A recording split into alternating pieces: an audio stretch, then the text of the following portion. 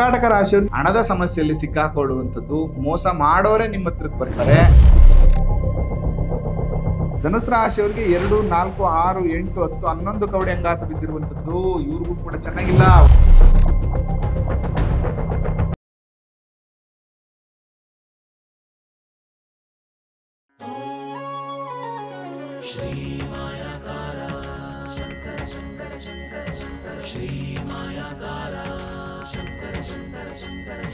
ಶ್ರೀ ಗುರುಭ್ಯೋ ನಮಃ.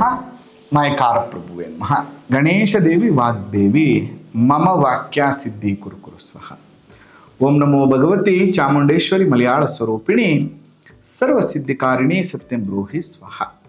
ಆರಾಧ್ಯ ದೈವನಾಗಿರುವಂಥ ಮಲೆ ಮಾದೇಶ್ವರರ ನಮನದಲ್ಲಿ ನೆನೆಯುತ್ತಾ ವಿದ್ಯಾ ಗುರುಗಳ ತಂದೆ ತಾಯಿಯ ಪಾದಾರವಿಂದಗಳಿಗೆ ನಮಸ್ಕಾರವನ್ನು ಮಾಡ್ತಾ ಜಗದ್ಗುರು ಪಂಚಾಚಾರ್ಯರನ್ನ ಬಸವಾದಿ ಶರಣರ ನಮನದಲ್ಲಿ ನೆನೆಯುತ್ತಾ ನನ್ನೆಲ್ಲ ಪ್ರೀತಿಯ ಮಾಯ್ಕಾರ ಟಿವಿ ವೀಕ್ಷಕ ಬಂಧುಗಳ ಅಂತರಾತ್ಮಗಳಿಗೆ ನಿಮ್ಮ ಮುಗುರು ಮಧು ದೀಕ್ಷಿತ್ ಮಾಡುವಂತಹ ಪರಿಪೂರ್ಣವಾದಂಥ ನಮಸ್ಕಾರಗಳು. ಈ ವಾರ ಹೇಗಿದೆ? ಆಗಸ್ಟ್ 10ನೇ ತಾರೀಕಿಂದ ಆಗಸ್ಟ್ 16ನೇ ತಾರೀಕುವರೆಗೆ ಕವಡೆ ಶಾಸ್ತ್ರದ ಪ್ರಕಾರ ಎಲ್ಲರ ಭವಿಷ್ಯಗಳು ಅಂದ್ರೆ ಗೋಚಾರದ ಫಲಗಳು, ಶಕುನ ಫಲಗಳು ಹೇಗಿದೆ ಅನ್ನುವಂಥದ್ದನ್ನು ನೋಡೋಣ. ಅದಕ್ಕಿಂತ ಮುಂಚೆ ಹೆಡ್ಲೈನ್ಸ್ ನೋಡೋದಾದ್ರೆ ವಿಶ್ವಾವಸು ಸಂವತ್ಸರ ದಕ್ಷಿಣಾಯನ ವರ್ಷ ಋತು ಶ್ರಾವಣ ಮಾಸದ ಕೃಷ್ಣ ಪಕ್ಷ 11ನೇ ತಾರೀಕು ಶ್ರೀ ರಾಘವೇಂದ್ರ ಸ್ವಾಮಿಗಳ ಆರಾಧನೆ ಇರುವಂಥದ್ದು.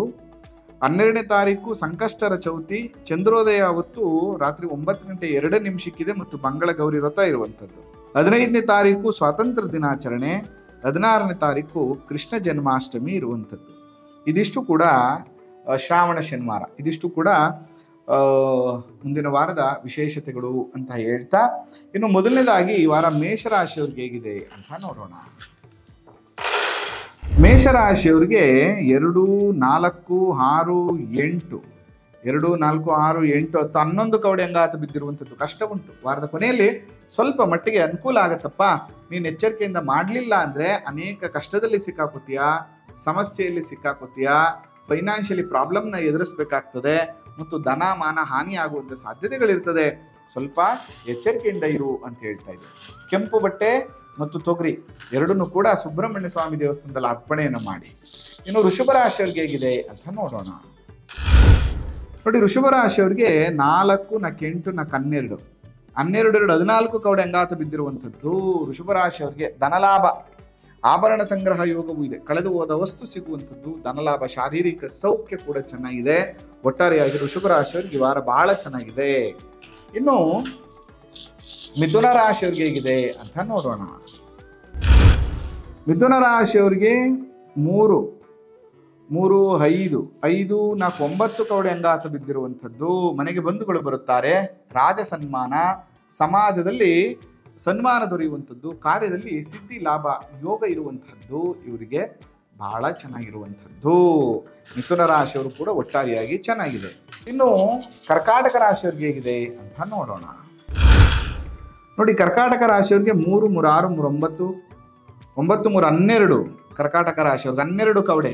ಕಳ್ಳರಿಂದ ಕಂಟಕ, ಮೋಸ ಹೋಗುವಂಥದ್ದು, ಹಣದ ಸಮಸ್ಯೆಯಲ್ಲಿ ಸಿಕ್ಕಾಕೊಳ್ಳುವಂಥದ್ದು, ಮೋಸ ಮಾಡೋರೆ ನಿಮ್ಮ ಹತ್ರಕ್ಕೆ ಬರ್ತಾರೆ, ಅಧಿಕಾರಿಗಳಿಂದ ತೊಂದರೆ, ಸೌಖ್ಯವಿಲ್ಲ, ಕೆಲಸ ಮಾಡೋ ಜಾಗದಲ್ಲಿ ಕೂಡ ಒಂದು ಸ್ವಲ್ಪ ಕಿರಿಕಿರಿ ಇರ್ತದೆ.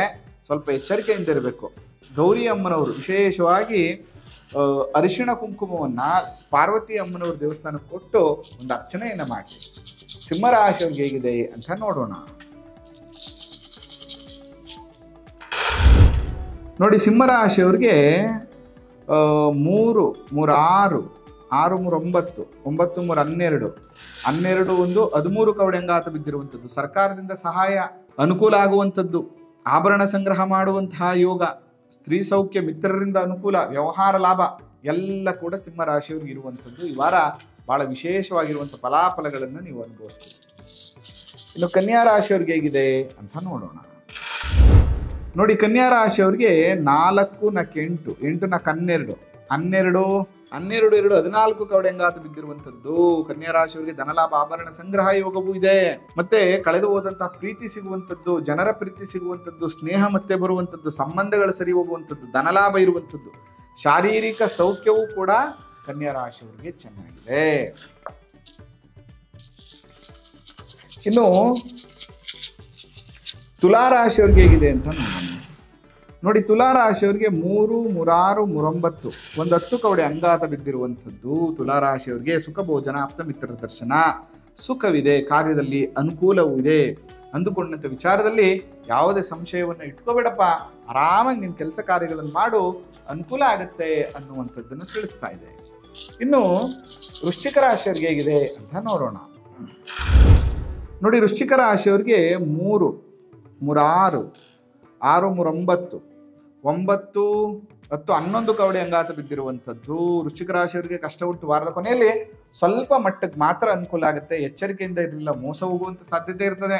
ಹಣಕಾಸಿನ ತೊಂದರೆ, ಕೌಟುಂಬಿಕ ತೊಂದರೆ, ಕೆಲಸ ಕಾರ್ಯಗಳಲ್ಲಿ ತೊಂದರೆಗಳಾಗುವಂಥದ್ದು ಇರ್ತದೆ. ಕಾಲಭೈರವೇಶ್ವರನಿಗೆ ವಿಶೇಷವಾಗಿ ದೀಪವನ್ನು ಹಚ್ಚುವಂಥ ಕೆಲಸವನ್ನು ಮಾಡಿ ಈ ವಾರ ಪ್ರಾರಂಭ ಮಾಡಿ. ಇನ್ನು ಧನುಸ್ ರಾಶಿಯವರಿಗೆ ಹೇಗಿದೆ ಅಂತ ನೋಡೋಣ. ಧನುಸ್ ರಾಶಿಯವರಿಗೆ 2, 4, 6, 8, 10, 11 ಕವಡೆ ಅಂಗಾತ ಬಿದ್ದಿರುವಂಥದ್ದು. ಇವ್ರಿಗೂ ಕೂಡ ಚೆನ್ನಾಗಿಲ್ಲ. ವಾರದ ಕೊನೆಯಲ್ಲಿ ಮಾತ್ರ ಅನುಕೂಲ. ಕಷ್ಟಪಡಬೇಕು ವಾರ ಪೂರ್ತಿ. ಅಲ್ಲಿಗೆ ಆಗತ್ತೆ. ಯಾವುದೇ ಎಕ್ಸ್ಪೆಕ್ಟೇಷನ್ ಮಾಡಬೇಡಿ. ಮಾಡಿದ್ರೂ ಕೂಡ ಅದರಿಂದ ಅನುಕೂಲಗಳಾಗೋದಿಲ್ಲ. ಒಂಚೂರು ಆ ಕಡೆ ಈ ಕಡೆ ವ್ಯತ್ಯಾಸ ಆದರೂ ಕೂಡ ಧನ ಹೋಗುತ್ತೆ, ಮಾನ ಹೋಗುತ್ತೆ, ಎಲ್ಲ ಥರದ ಅನಾನುಕೂಲಗಳಾಗ್ಬಿಡುತ್ತೆ. ಕುಲದೇವರ ದೇವಸ್ಥಾನಕ್ಕೆ ಹೋಗ್ಬಿಟ್ಟು ಬರುವಂಥದ್ದು, ಕುಲದೇವರಿಗೆ ವಿಶೇಷವಾಗಿ ಪೂಜೆ ಮಾಡುವಂಥ ಕೆಲಸವನ್ನು ಮಾಡಿ. ಇನ್ನು ಮಕರ ರಾಶಿಯವ್ರಿಗೆ ಹೇಗಿದೆ ಅಂತ ನೋಡೋಣ. ಮಕರ ರಾಶಿಯವರಿಗೆ 2, 4, 6, 7 ಕವಡೆ ಅಂಗಾತ ಬಿದ್ದಿರುವಂಥದ್ದು. ಧನಲಾಭವಿದೆ. ಬಂಧುಗಳ ದರ್ಶನದಿಂದ ಕಾರ್ಯದಲ್ಲಿ ನೆರವೇರುವುದು.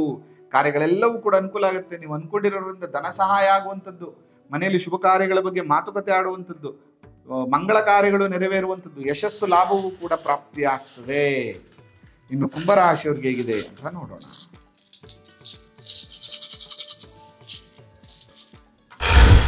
ನೋಡಿ, ಕುಂಭರಾಶಿಯವ್ರಿಗೆ 3, 3, 6, 3, 9, 12, 2, 14 ಕವಡೆ ಅಂಗಾತ ಬಿದ್ದಿರುವಂಥದ್ದು. ಧನಲಾಭ, ಆಭರಣ ಸಂಗ್ರಹ ಯೋಗ ಇದೆ.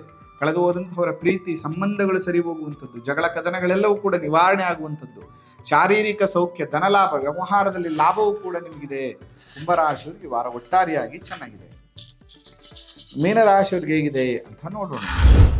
ನೋಡಿ, ಮೀನರಾಶಿಯವರಿಗೆ 2, 4, 6, 8, 10, 12, 13 ಕವಡೆ ಅಂಗಾತ ಬಿದ್ದಿರುವಂಥದ್ದು. ಸರ್ಕಾರದಿಂದ ಸಹಾಯ, ಧನಲಾಭ, ಸ್ತ್ರೀ ಸೌಖ್ಯ ಚೆನ್ನಾಗಿದೆ, ಮಿತ್ರರಿಂದ ಅನುಕೂಲ ಆಗುತ್ತೆ, ಕೀರ್ತಿ ಬೆಳೆಯುತ್ತೆ, ವ್ಯವಹಾರದಲ್ಲಿ ಲಾಭ ಬರುತ್ತೆ, ಎಂದುಕೊಂಡಂಥದ್ದೆಲ್ಲ ಆಗ್ತದೆ.